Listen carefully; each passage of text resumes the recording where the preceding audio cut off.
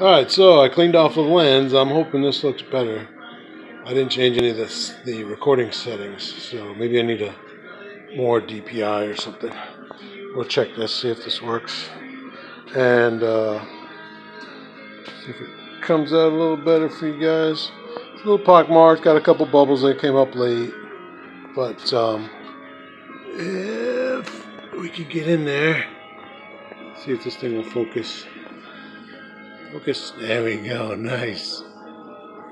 Got some really cool mica in there. That's just really nice. Grain is cool. The sweet gum was a surprise. Let me focus again on it. There we go. The sweet gum was a real surprise. I love this. The knot.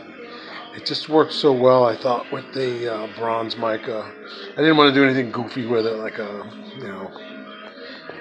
aquamarine. So, anyway, I hope this looks better for you guys. You can see it's pretty thickly epoxied on the side. And let's see. The side's okay. It's got got some caulk still in there, but I ain't worried about it. Anyway, I love how you can see, where am I? Over here. You can almost see clear through that sucker. That's really cool.